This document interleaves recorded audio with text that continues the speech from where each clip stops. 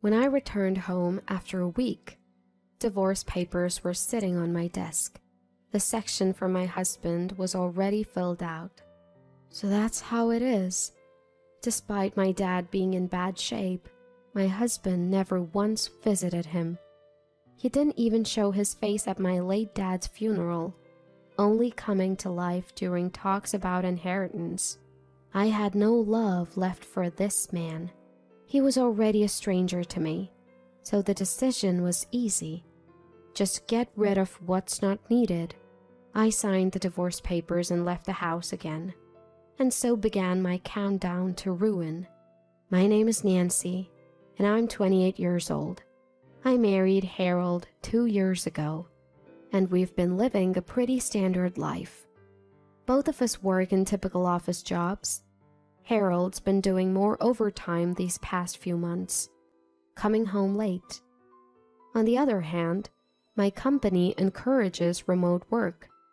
In stark contrast to Harold's daily commutes, I go into the office maybe once or twice a month. I used to struggle with this new work environment, but now I'm grateful to my company for giving me this flexibility. I can do household chores while working, and not having a commute has been a blessing, especially since my dad fell seriously ill about a month ago and slipped into a coma. The doctors say the odds of him waking up are slim, and it's likely he may pass away soon. My dad's currently fighting for his life in a hospital near my childhood home. My mom's apparently taking care of him, but it's undoubtedly tough for her alone. Given the situation, working remotely became essential for me so I could visit my dad. On this particular day, I decided to head to the hospital to check on him. During breakfast, I spoke to Harold, who was incessantly glued to his mobile phone. I'll be away for 3 days to look after my dad in the hospital near my family's home. Again? Harold looked up, visibly annoyed. Your being there won't make father-in-law better, you know. Maybe not, but you don't have to put it like that. Well, it's true, isn't it? What am I supposed to do about laundry and meals while you're gone? You can do your own laundry. As for meals, make something simple or buy it at the supermarket. Plus, your family lives close by. You could eat there. Why should I have to go back to my parents' place? It's a hassle. Look, let's not be childish. I'm already stretched thin, worrying about my dad. With a huff, Harold sighed as if he were the victim. Enough already. If you neglect the housework anymore, I have my own thoughts on that. What neglect? I'm only going to check on my dad. I'm not slacking off. If you leave for your family's house and don't do the chores, it's the same as neglect. Stop making excuses. Forget it. I'm going. Fine, do whatever. Lately, arguments like these have been all too common between Harold and me. Neither of us is to blame. It's just the environment making us both irritable. I prioritize my dad and leave the house, making Harold angry. In turn, I'm upset that Harold, buried in work, doesn't help around the house. I left the house quickly, as if running away from the tension. How selfish can he be? If my dad was unconscious in a hospital, of course I'd be worried. Why does it seem like I'm the bad guy here? My irritation accelerated my walking pace. By the time I reached the station, I had cooled off but still couldn't forgive Harold.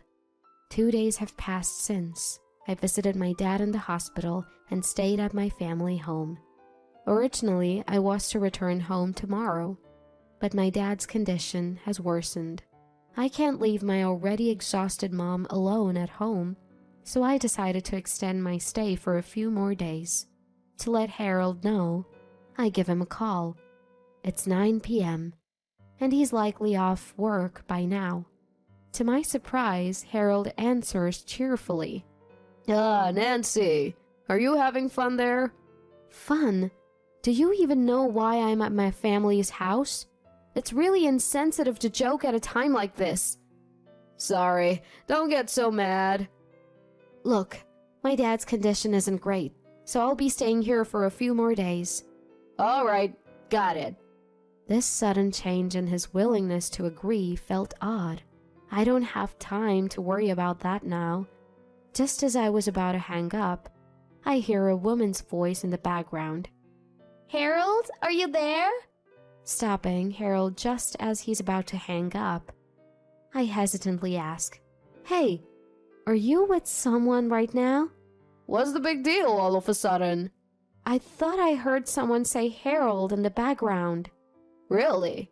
Maybe you heard wrong. I'm out having dinner right now, so maybe you heard another customer? Well, as long as you say so. Look, I'm eating all right. If anything comes up, call me back. Before I could ask for more details, the call abruptly ends. I'm starting to feel suspicious due to his unusual rushiness. Something I've never sensed before. Yet, I have no way of knowing what Harold is up to. I need to focus on Dad's condition and taking care of Mom's emotional state. As much as I'm concerned about Harold, I decide to focus on the immediate issues at hand. The next day, I let Mom rest at home while I head to the hospital where Dad is. As I'm sitting by Dad's bedside, reading a book, my phone vibrates. It's a call from Harold. I move to a quieter space to take his call. Hello? What's up? Why are you calling at this hour? Sorry for the sudden call. Actually, I've decided to go back to our parents' house for about a week. Go back home? Yeah, so Nancy, you can stay where you are for the week. This is strange considering how much he had been reluctant to go back home. What's going on? And Harold's tone sounds unusually upbeat. Unable to shake my suspicion, I subtly probe further. Hey Harold, why the sudden change? Just the other day you were saying it's a hassle to go back to our parents' house. Well, you know, it's about paying respects to our parents or something. Paying respects? You know the situation with your father-in-law, right? That made me realize I should cherish the time I have with my own parents. I see. You've changed, Harold. Have I?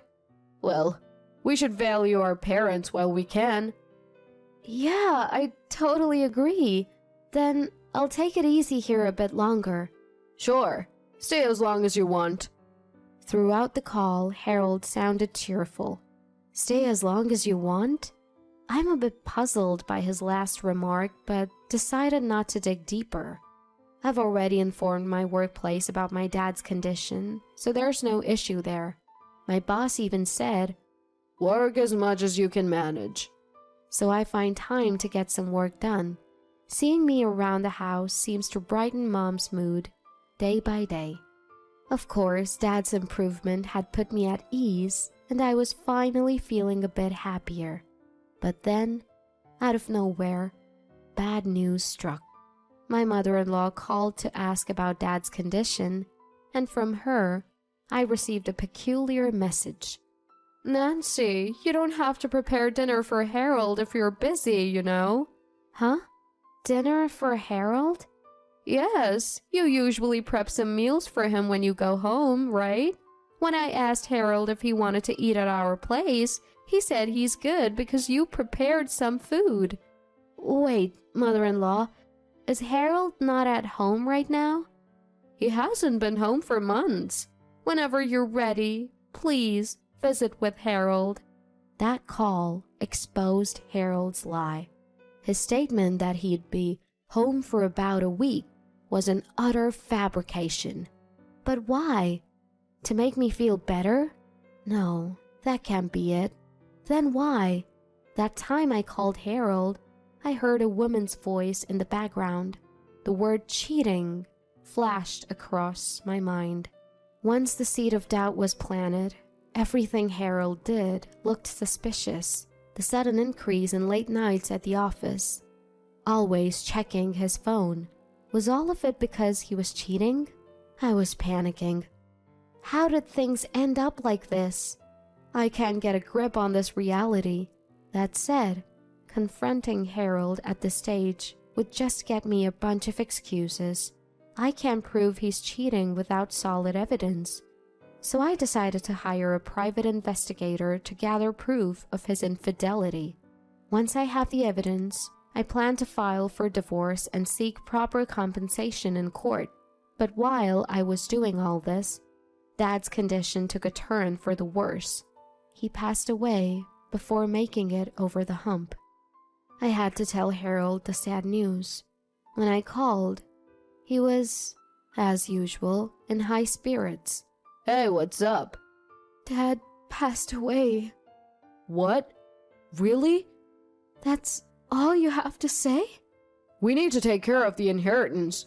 Make sure my share is secure, okay? What are you talking about? You never even visited him, and now you're concerned about the inheritance? I've been swamped with work, okay? Swamped with work? What a lie! I really wanted to say, you're just pretending to get along with your affair partner.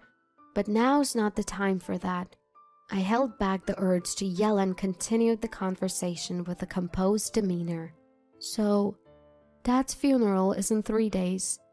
The wake is tomorrow. I know you have work, but... I never said I was going to the funeral. What? Are you serious? Of course. I'm busy. Wait a minute. You're not coming to visit while they're ill, and you're also not coming to the funeral? Isn't that a bit harsh? Shut up. Look, what's impossible is impossible. Harold hung up without even listening to my response. I threw my phone, now echoing with the disconnect tone, onto the floor. I can't believe this. He won't even attend the funeral after father-in-law passed away. Is his affair partner that important to him? Lying to his own parents? Enough is enough. I'm going to take full-on revenge. A few days later, the funeral was over, and I decided to go back home for the first time in a week. During the wake and funeral, when relatives asked where my husband was, I brushed it off by saying he was busy with work. I'm sure some people had their doubts. Even Mom seemed worried and asked, "Nancy, was Harold really busy with work?" Mom, listen, Nancy. I'm on your side. You can come back home anytime if something happens. Okay. Thank you. I'll tell you everything. Just wait. On my way home, I stopped by the private investigator I had hired and heard the result of their background check. As expected, Harold had been spending time at his affair partner's apartment. He'd leave from her place in the morning to go to work and return to her place after work. Photos captured them dining out, arm in arm, and even wrapping his arms around her waist. There were even pictures of them kissing on a deserted street. This is more than enough evidence. The moment I saw this, I felt a surge of anger and hatred like never before. There's no need for any more hesitation. I'm going to confront him. When I got home with the evidence in hand, as expected, Harold was nowhere to be found. Instead, divorce papers were left on the desk. He had already filled out his section. So that's how it is. I grabbed a pen and immediately filled out my part. I headed straight to the city office and submitted the divorce papers. Afterward, I packed only the essentials and went back to my parents' house. On the way to the station, Harold called. With the intention of making this our last conversation, I answered. Hello? Nancy? You were coming back today, right? But why? Look, I want a divorce. I can't stand your selfishness anymore. Are you even listening? Yes, I'm listening. He sounded confident, probably because he was with his mistress. His tone was condescending, like he was in a position of power. The divorce papers are on the desk. Submit them and leave, will you? I could hear a woman laughing softly in the background on the other end of the line. In that situation, I calmly stated, "We're already divorced." What? "I've already submitted the divorce papers." You did? Yes, I saw them when I got home and took the liberty of submitting them. Oh, all right then. Hold on. We're not done talking. What now? You're gonna pay the alimony, right? The alimony? What are you talking about? Cutting off Harold's barely audible murmur, I raised my voice. I know you've been cheating, thanks to a call from my mother-in-law. How's life been?